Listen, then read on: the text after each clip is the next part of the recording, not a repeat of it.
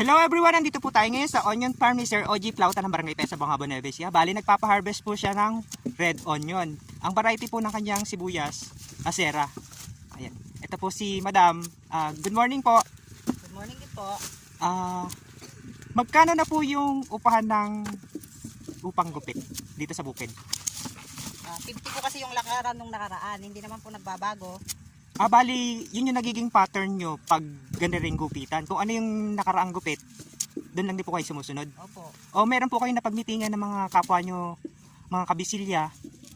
Wala naman po. Nung lang pong pinatawag sa munisipyo, lahat ng kabisilya. Sa mga upa-upa lang po ng mga damo. Ganun. Ayun. Sa tanim. Bali, yung napagmitingan nyo po, nung last year pa po yun, walang panibagong... Yung December ba yun? Yung napatawag. Nitong December 2025. Yes.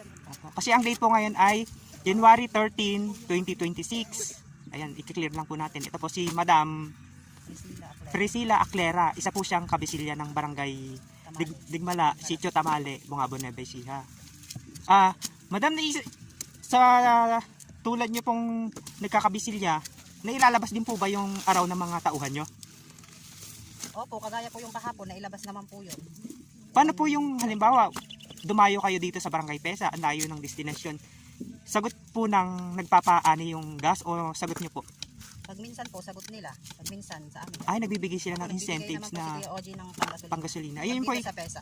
ayun, yun po yung kainaman sa ibang mga nagpapaani na pag malayo yung mga tauhan, binibigyan ng panggas. Sana po lahat ng mga mapuntahan yung magpapaani, ganun yung pakonsuelo para naman hindi nababawasan yung kita ng mga farmers na kasama nyo. Sana nga po at dahil malayo pa po kami sa Tamale pa. Sa tansya nyo po ba, maganda yung magiging ani ngayon ng mga onion farmers? Opo. Ayun. Kung walang maagang harabas. Sana nga po walang harabas ngayon kasi malaki yung nagiging puhunan ng mga magsasaka. Sa seeds pa lang tsaka mga fungicide, insecticide, doon po tumataas yung pinaka puhunan nila. Kasi kung hindi naman i-sprayan araw-araw or pagitan isang araw, papasukin ng mga insekto yung mga bukirin. Yun lamang po at maraming salamat.